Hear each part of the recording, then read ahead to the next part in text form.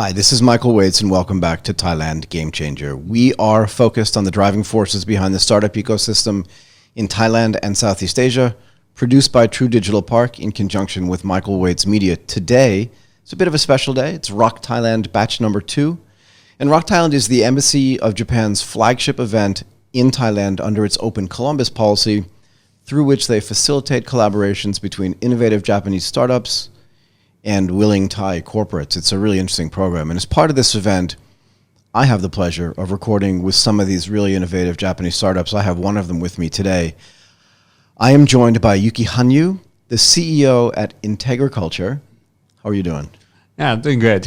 Thank you very much for coming in and doing this. So for the listener's context, can you give me a little bit of your background and experience? My background is in chemistry, more on organic and biological chemistry. Okay. And Integriculture company is actually a direct spin-off from a citizen science project called Shojin Meat Project, which works on the DIY cell-based meat. So basically high school kids growing meat at home. And from there, we officially spun off in 2000. It started in 2014, and we officially spun off in 2017. And now there's a second spin-off called the Cellular Agriculture Institute of the Commons. It's as a non-profit spin, which is spinning off this year. Right. So you said that this started off as part of a high school students doing it yourself. So it started as a DIY bio project to grow meat at home, and which can be done by anyone. Really? Including like high school kids, and most recently, like 10-year-old kid did a fish cell culture. Really? Yeah. So what was the inspiration? So how did you get involved?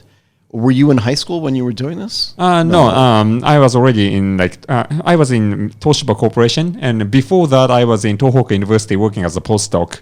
As a postdoc, okay. And because the reason why I got into science was because I like science fiction or like science fiction world, right. And that's the sort of reason why I went into science and also to more toward applied science, right?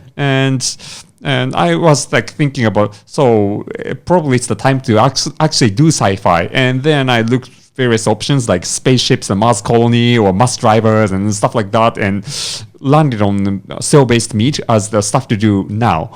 So how did these high school students first get interested in this? So initially, first I launched the Shojin Meat Project, right. And then different people got interested in, and one of them was high school students. Wow! And we basically handed them the equipment to do cell culture at home. And what did their parents think when they were doing this at home? I don't know.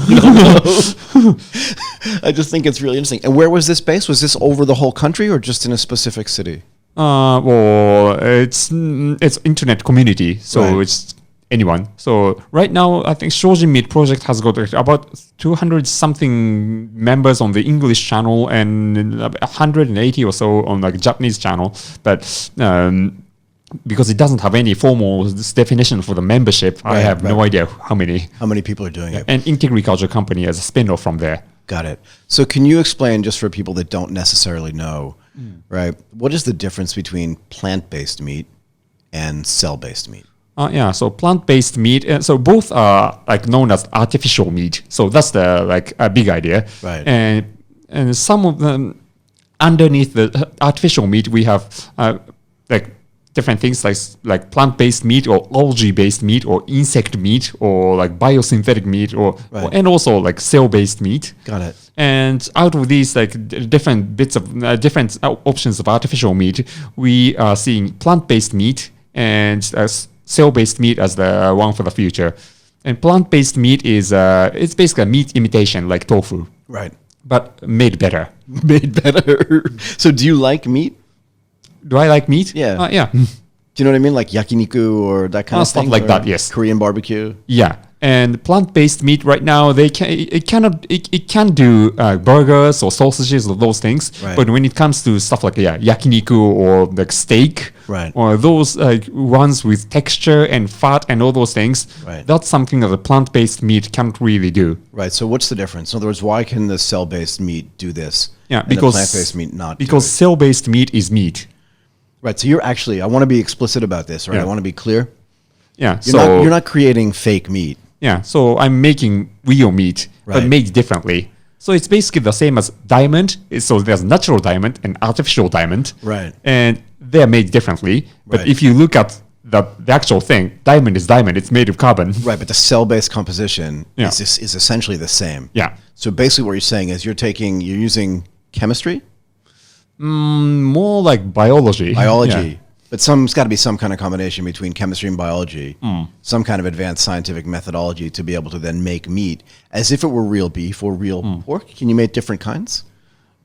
Yeah. So we can design the cell-based meat so that it looks exactly like traditional meat, but we can also design meat that doesn't happen in the nature, such as like meat with all the marbling or the fat content, Right. like in the shape of Pikachu. Really? So you see this red meat with all the fat, but Right. not in regular marbling, but in the shape of Pikachu. But is there some health issue with that if it's in the shape of Pikachu or no? No, it's basically Just any kind of shape you want. So you can mold Yeah. it in any way you want. Yeah. It still has the resiliency and the ability to be cooked like on a teppan, yeah, right? To be able to do that. yeah. Except it looks funnier. Yeah, why not have it be a little bit fun? So just through some of the reading that I've been doing, right? This was all possible back in 2003 or even earlier, I think, right? So this has been possible for a while, but it's been very expensive. Yeah, the idea has been around since 19th century. Yeah, fair enough. I mean, all kinds of things like this have been around for Yeah. a while, but the real ability to do it has just been very expensive, right? Yeah, because all the cell culture has always been associated with medical or regenerative medicine, Right. and it's very, very expensive. And as a matter of fact, in 2013, when the demonstration was done by Professor Mark Post in Maastricht University, Right. that costed like 300,000 euro or so. Or more. I think it was like one burger. Yeah, I think it was like $2 million or something ridiculous. But yeah, very expensive. So what changed between 2013 Yeah. and today? Yeah. So a lot of the cost goes to the labor and also the material. And the labor can be solved by using bioreactor rather than culture dishes. What does that mean, though? For people that don't understand the difference, what does that mean? Normally, cell culture is done in culture dishes, which is like a tiny plate that's where you put all the culture medium and cells in microscopic quantity to culture cells. Right. But bioreactor is basically a tank. Okay. Yeah, tank that's filled with cultured media and cells grow inside. So what were the high school kids doing at home? Were they using a tank or were they using the dishes? They were using dishes because they was more like for demonstration. Got it. Yeah, I and understand. that was one source of the cost, which is like labor, and the other is, and also more important, is the raw material, which is the culture medium. Right. So how do you get that? How do you make that? And why is the cost of that dropping so much? Or is it just scale? Well, scale is one, but more importantly, it's actually what's in it. And at the moment, the cell culture medium costs about more than $100 per liter. Per liter. You can make only half a gram to 1 gram of cells out of that. And a lot of the cost goes to something called growth factors and fetal bovine serum, which is basically which is made of cow blood. Okay. So with a conventional method, you are basically killing a cow to get the cow blood and use that to culture cells. Okay, Which is that's interesting. So plant-based food, right, can be eaten by vegetarians or vegans, right? But would a vegan eat cell-based food or no? Because it's actually really beef, but yeah, as long as you use we use fetal bovine serum, Right. no, it's not vegan, and it's way too expensive anyway. it's way too expensive anyway. But what's going to make it so that that's not so expensive? Yeah. What's going to make this so that it's So there comes in the trick. Yeah, because I want to ask in a second. I want to get to this too, though, because I want to understand. There's a lot of talk around how eating meat is just bad for the universe, right? Because of the way that cows are raised and all this other stuff. Well, I want to get to that in a second. But tell me. So go ahead with what you were just explaining. Yeah. So the biggest change from 2013 is that people stopped using fetal bovine serum and growth factors. Right. So now They now- didn't entirely stop using especially growth factors, but they are finding cheaper and more vegan alternatives. So are you involved in that type of research and development? That type of R&D? Is your company involved Yes. in doing that? Yeah. And where does most of the innovation come? Is it coming out of Asia? Is it coming out of Europe? Or is it kind of split globally? Split globally. Really? Yeah. So do you work with partners all over the world?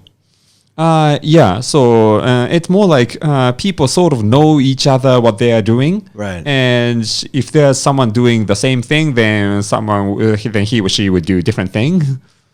And in that way, the effort is somewhat split. Got it. And is it open sourced in a way where if, somebody in Connecticut is doing something and you see it, you can use that? Or does this stuff get patented and then do people fight about this? Things are getting patented, but because it's such a new field that it seems like we are not seeing much of like overlapping patents. Okay. So fights are right now not happening, but it could happen in the future, unfortunately. It feels like it, doesn't it? Some stuff done in Shoji Meat projects is open source. Right. And also the one by New Harvest, which is an academic non-profit organization. Got it. What they're doing is also open source in a way. Right. That's interesting. So they're expecting everybody to keep using it, right? If they're open sourcing this stuff. Yeah. Interesting. So I want to talk a little bit about the UN sustainability goals, right? Because the UN obviously is very committed. There's 17 of them. I think there was 5 or 6 of them on your website, right? I want to talk a little bit about educating people about the ecological footprint of meat, kind of wrecking the planet. Yeah. Can you just step through what that is so people can understand it? Okay. So to make meat, you need animals. Right. But to raise animals, you need feed, water, and land, and those agricultural resources. Right. And the problem is you need huge amount of those agricultural resources to make meat. Okay. But then how is that destroying the planet? Like which part of that process is so bad? Yeah. So for example, people are burning down forests in Amazon to make land for cows, and also it's actually 50% of the entire soy production in the US and 60% from Brazil, 70% from Argentina is all going to China to feed the pigs there, which means that you need, and that's about 80 million tons of soy, and to produce that amount of soy, just imagine how much land you need. Sorry, I'm just shocked at the percentage of soy production over entire country, and not just one country. Right. Is that not only is that high, but such a high percentage of it is actually going to feed livestock in China alone. And we have India and Africa coming along. Right. So countries India's probably not going to eat that much meat, right? Because of their predilection to not eat meat. But in Africa, fortunately, India is about 30 to 40% vegetarian, but that still leaves us with 800 million people right, that are going to come into meat culture. And Africa's 2 billion. What is it? Right. And they don't eat any meat, really, at least not at the same scale that we do in the West, for sure. What is it going to take for a company like yours, but just the whole cell-based food movement, to get to a point where it's not $100 a liter, and it doesn't just create, how many grams did you say? To only $100 per liter, and that liter produces only half gram to 1 gram. Right. So what's it going to take to get it to a point where it is economically competitive with cattle? Yeah. So first we need to reduce the cost of the cultural medium. Okay. And we also need to find a way to use large quantity of such cheap medium and produce meat in like hundreds of kilos or tons. Right. And how big a factory does that require? In other words, are we creating just another problem? Are we creating an industrial problem that's replacing a agricultural resource problem? You understand what I mean? Yeah. Yeah. So that is actually part of the hotly debated topic. Right. Because if you're using a bioreactor instead of agricultural land, right. But that bioreactor will require like some sort of cleansing, so that it doesn't get infected. Right. And with the current method, apparently people do like steam sterilization, which is basically passing hot steam through the bioreactor. Right. And that is actually a very energy intensive step. Right. And ideally, the bioreactor should be designed so that people don't have to do that. Right. And there are candidates for such design. Right. But how long do you think that takes? Just based on the current research that you're doing, the R&D that in which you're involved, and just the chemistry and biology that you understand. Do you know what I mean? Yeah. So people are going to have to knock down or use land to build big bioreactors. Did I get that right? Yeah. So those bioreactor things, it's no longer a chemistry or biology problem. It's more of an engineering problem. Fair enough. So all it takes is basically money and engineers. And Right. that's where where private companies are good at. Yeah, and how long do you think that takes though to fix that problem? Not much. I think at least for laboratory scale, the solution is already there. So Fair enough. yeah. So I want to talk a little bit about this mass cell cultivation technology. We haven't touched yet on what else it can be used for, right? So we spent a lot of time talking about food. I presume you can create any food. Like you could create bananas if you wanted to, as long as it has some sort of cell composition that you understand. Did we cover how to make cell culture medium cheap? No, that was my last question. So Which I don't feel. I think I haven't answered that one. Tell either. me. Yeah. Tell me. So one is stop using fetal bovine serum with Right. cow So you blood. mentioned that a little bit, yeah. Yeah. But what else can you use in its place, or what are you thinking about? So instead of FPS, we can use something like yeast extract, and also some companies are trying on synthetic serum. And for those people who don't even like that, actually we are on there. We are not using like synthetic serum either. Right. We are taking different approach, which is like using other cells other than meat, such as like liver cells or pancreatic cells, Okay. to produce those growth factors. So why would people be opposed to creating sort of synthetic, what do you call it, FBS? Yeah. So to start with, do you want to eat like meat like loaded with growth hormones? No, I don't. That's the thing. That's why we don't add them. We don't use growth hormones. But aren't we eating beef with growth hormones anyway? Aren't they being fed to cattle today? Yeah, I know that's what's happening, and people don't like that. I don't like it it at all. either. I don't like it at all, actually. But it's still out there. So you're trying to disintermediate that as well, using chemistry and biology. Yeah. I got it. So tell me, once you understand how to make cells Yeah. of kind of any kind, what's going to stop you from, like, it seems a little bit scary to me at some level, right? You talked a little bit before we were recording about changing the structure of the DNA and then creating anything. You want to talk about that a little bit?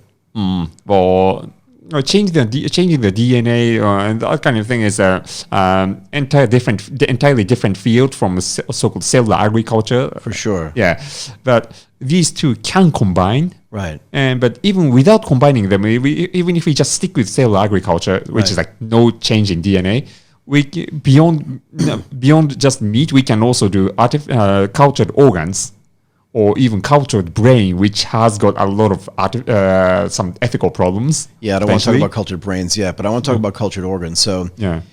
liver transplants, kidney transplants, these Yeah. things are hard because there's a limited supply of them. People wait in line for, I think it's liver transplants, Yeah. right? It's hard. And if you have liver cancer, you could die, obviously. So are you suggesting that you could potentially, using this technology, create a liver for someone and then match it, right? So it's liver matching, Yeah. to their body, Yeah. and then their liver's fine. Yeah.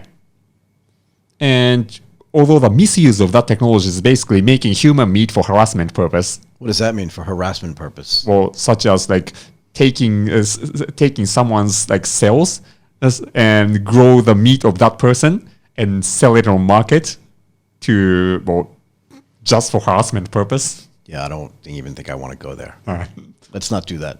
Let's not have that part of the conversation. Is that okay with you? Yeah, well, there could be like celebrity meat involved Yeah, I understand as a that. possibility. That's not a good thing. I want to back up to a little bit of a higher level, right? So you've been an entrepreneur now, you said, for how long? To what point? An Like, entrepreneur. How long have you been building your own companies? yeah. So it shows me project from 2014 and Right. sort of like all the ventures starting, and then it officially became a like independent spin-off company in 2017. So 2 years so far. Almost 3, right? Yeah. Almost 3 Although years. the legal entity was in 2015. Okay. And are you incorporated in Japan? Yeah. In Japan. So are you funded? Who funds you? So we were funded by venture capitals and also government fund. Okay. Who are the VCs that funded you? So Riotech Fund and Beyond Next Ventures. Beyond Next. And also A5, which is like government fund. Okay. And also Euglena and MTG. So Euglena is an algae company and MTG is a cosmetics company. Yeah, I mean, they would all be interested in this kind of technology, right? And also Dr. Kitano, which is the director of Sony Computer Science Lab. Yeah, I who is the specialist in systems biology. Wow. Okay. And just what have been some of your biggest challenges as an entrepreneur? You were joking earlier. It's like people. Yeah, people problem. It always happens, but why though? What is it about? What is it about the people problem? Yeah, it's about the miscommunications or not agreeing on the way we should go, and people problem includes with people outside the company as well, such Really? as like some investors not being very cooperative or stuff like that always happens. So, So does that really gets in your way, right? So you're sitting there at work trying to do research and development, trying to figure stuff out, and then what do you get phone calls from some of your investors say you're not moving fast enough, or you're not learning fast enough, stuff like that? stuff like that. Yeah, not exactly that, but yeah, stuff like that always happen. How many people are there? How many full-time people are there in your company? Yeah, right now we have 15 people. Okay. Yeah. Mostly scientists? About 60-70% scientists. Yeah. Got it. Okay. And when you said before you were at Toshiba. Yeah. And what were you doing there, you said? Yeah, I was working on the battery systems. Okay. That's kind of cool. Yeah, because I got into the energy sector thinking about like some mid-21st century sci-fi scene of green grassy hill with wind turbines and solar panels. Right. That's why how I got into like energy sector after 2010. Ah, right. Yeah, graduation of DPhil. And is that going to happen? Is that going to happen? Yeah, that's going to happen. You think it's so? already sort of like happening. Okay. Yeah. Yeah. So, as you know, in Fukushima, Yeah. there was a big nuclear disaster in 2011. And I was actually there, not exactly Fukushima, but Sendai, which is just north of Fukushima. I know where Sendai is, right on the coast. Yeah. So I know where that is as well. You were there. Yeah, in Sendai. Okay. There was a lot of destruction in Sendai. Especially in the coastal area. That's what I mean. Yeah. Yeah, I've seen the pictures. I was in Tokyo. Then.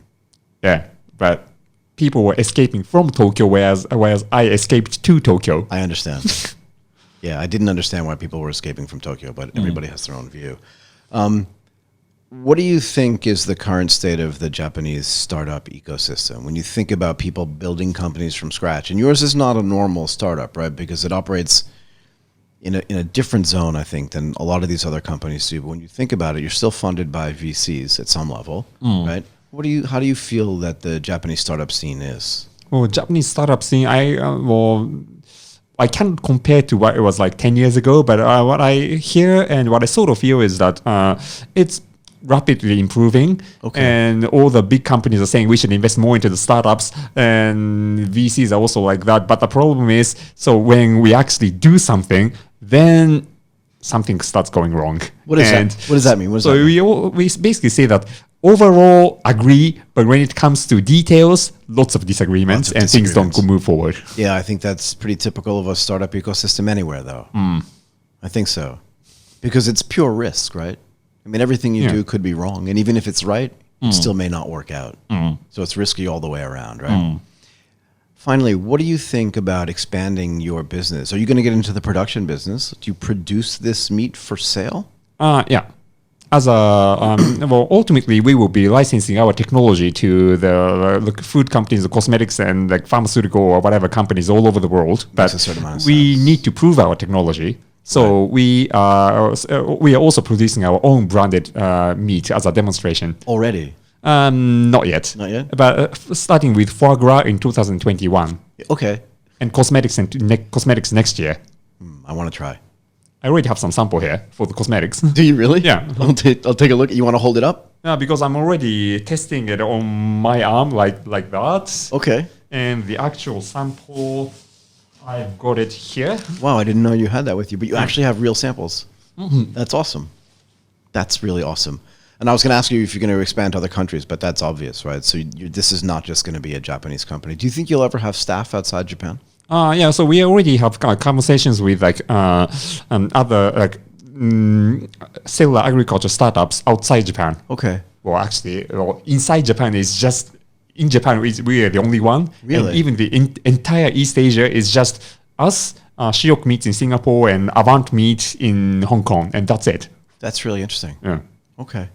Well, look, this has been a fascinating conversation. Unless I've missed something, I really want to thank you for coming in and doing this. Yuki Hanyu, the CEO at Integriculture. Fascinating. Thank you very much. Thank you.